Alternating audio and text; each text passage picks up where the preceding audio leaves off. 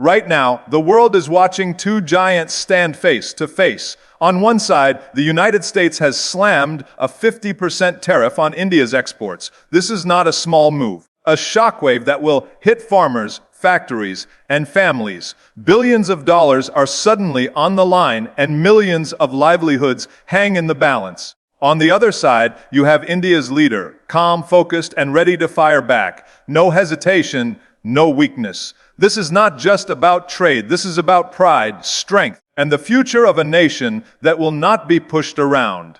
The tension is electric, the air is heavy, and every word, every move from here will decide the course of this battle. It's not just politics, it's a test of will. And believe me, this fight has only just begun. Right now, the world is standing still, watching a storm build between two powerful nations. Just days ago, an announcement came from across the ocean that sent ripples through the global economy. The United States, under its strong and unapologetic leadership, has decided to impose a massive 50% tariff on Indian exports. This is not some small adjustment, not a minor policy change tucked into the back pages of the news. This is a bold, loud, and heavy blow aimed directly at the heart of India's trade lifelines. It has grabbed the attention of every businessman, every worker, every leader, and every citizen who understands that trade is not just about goods.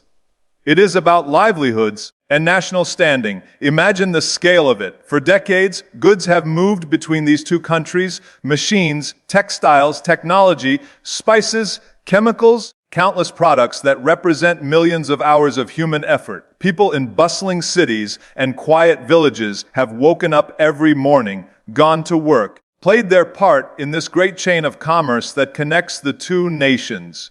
And in one sweeping move, tariff that high can make the cost of those products skyrocket overnight. Suddenly, what was affordable becomes expensive. What was profitable becomes a loss. What was certain becomes a question mark. But this is not just about numbers, percentages, or lines in a budget. About the people whose lives revolve around those exports. The small factory owner in Surat who has built his life producing garments that now face a wall of extra cost in America. The farmer in Punjab whose crops are destined for U.S. markets and now may sit unsold. Engineers in Bengaluru whose high-tech creations risk losing their competitive edge because of this new barrier. This tariff is more than a policy. It's a direct challenge. And it forces every person involved to ask, what happens now? The announcement came with the unmistakable tone of strength from the U.S. administration to send a message. America is protecting its own industries. America is playing hardball. And America is not afraid to disrupt the balance if it believes it will gain from it. This kind of move demands a reaction. It demands clarity, courage, strategy from the other side, and that is exactly where India now stands. India, a nation of over 1 billion dreams, is not a stranger to pressure. Have faced foreign powers, economic shocks, and natural disasters, and each time we have found a way not only to survive but to rise stronger. Tariff is a new kind of battle, not fought on a battlefield with weapons, but in meeting rooms, in economic strategies, in the unshakable will to protect the livelihoods of millions. The stakes are high because this is not just about the goods that leave Indian ports. It is about the message that will be sent back to the world. Will India accept this blow quietly, or will it stand firm and show that it cannot be cornered? As the news spread, markets reacted with nervous movements. Analysts filled television screens with graphs and predictions, and ordinary citizens began to wonder what this meant for their future. In the midst of uncertainty, there is also something else: energy. Because deep down, every challenge carries an opportunity.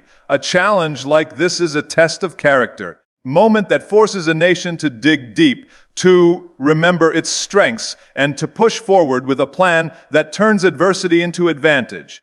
Air is charged with anticipation. The political stage is set. On one side is the force of a global superpower making a statement with steel in its voice. On the other side is a nation known for its resilience, its innovation, and its refusal to be underestimated. What happens next will be watched not just in Washington or New Delhi, but in every capital city around the world. is more than a tariff. It's a spark that could ignite a new chapter in the story of how nations deal with each other when pride, power, and prosperity are on the line.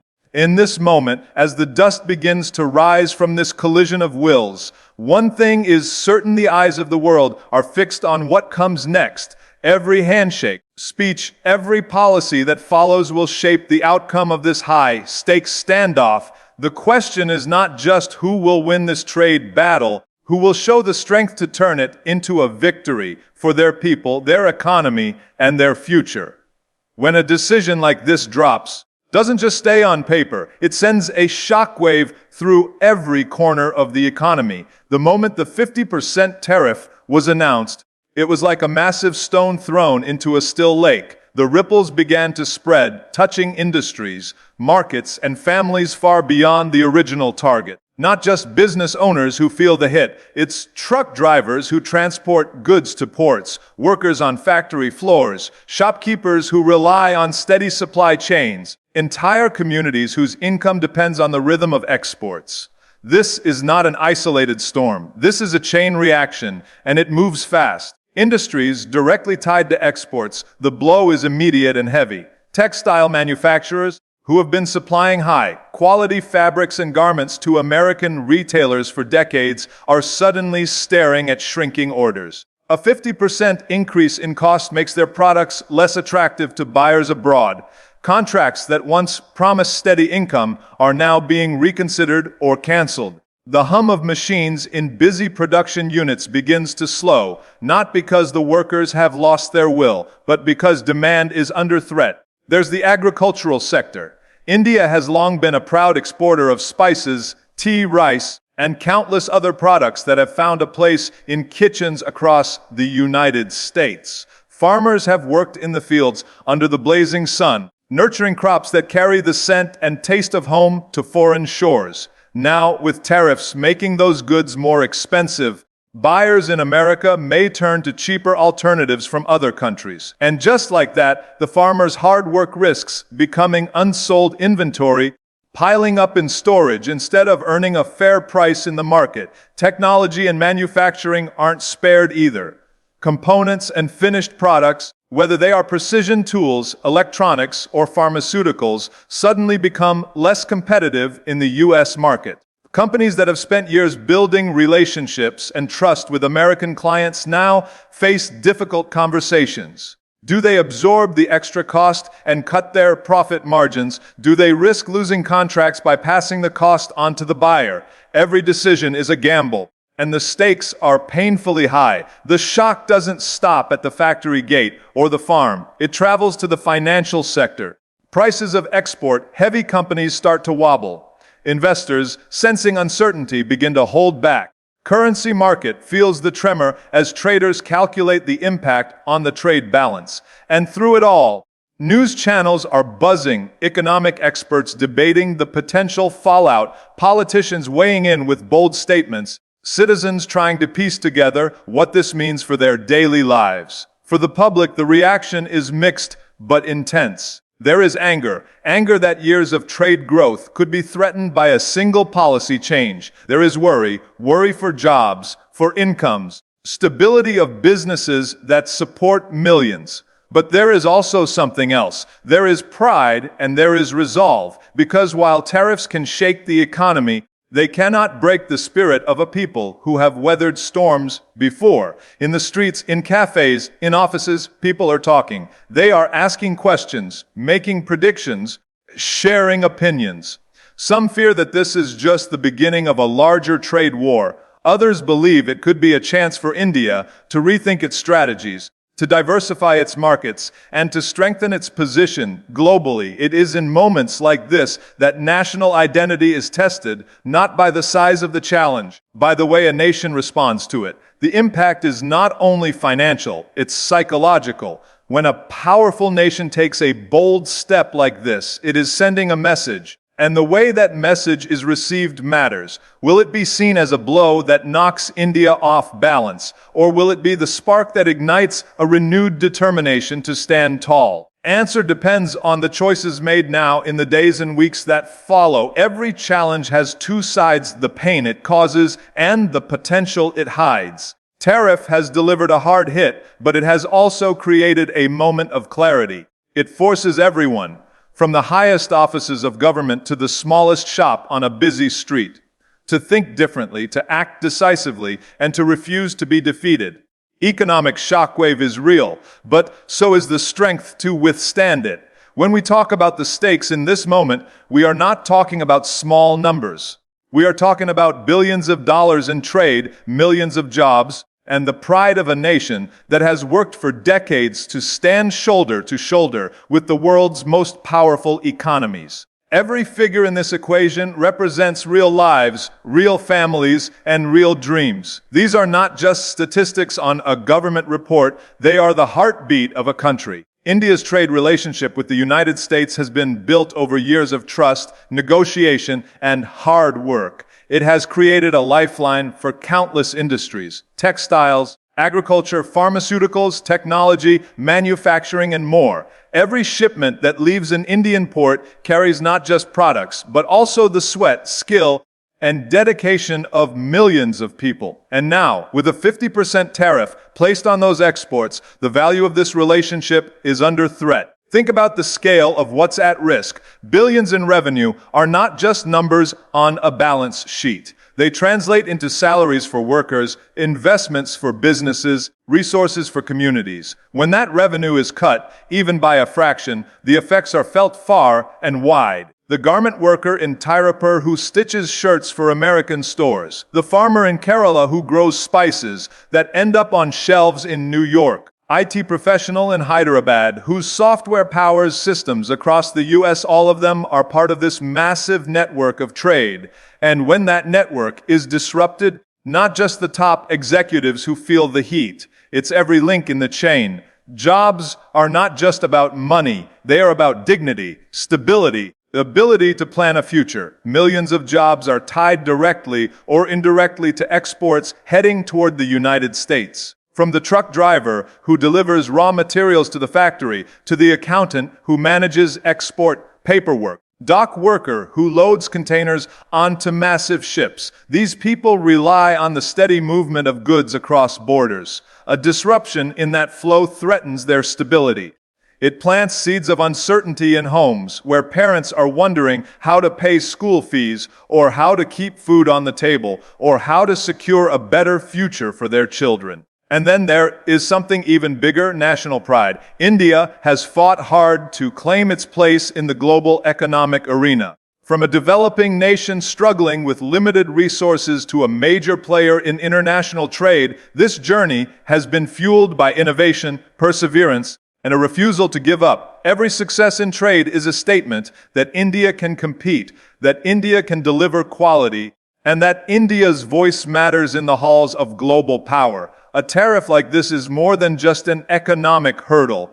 It's a challenge to that hard-earned reputation. Pride of a nation is not measured only in military strength or political influence. It is also measured in the respect it commands in business, in the value it offers to the world, and in the fairness it demands in return. This tariff threatens to tilt that balance. It's a signal that says, we will make it harder for you to compete here. And that is why the stakes are not just about trade. They are about proving that no matter the obstacle, India will find a way to stand tall. When billions are at stake, when millions of jobs hang in the balance, and when the pride of a billion people is on the line, no room for hesitation. This is a moment where leadership must rise, where strategy must be sharp, and where the spirit of the people must remain unshaken. There is one truth that history has shown us. It is this: challenges like these can break the weak, but they forge the strong.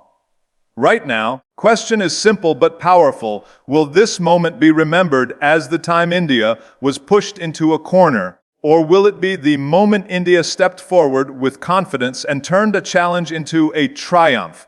That answer will not be found in the numbers alone. It will be found in the courage, the unity, determination of a nation that refuses to bow down. When two strong leaders stand across from each other, the world pays attention. is not a quiet exchange of letters or polite words behind closed doors. This is a public clash of wills, a direct confrontation between two men who are known for speaking their minds and standing their ground.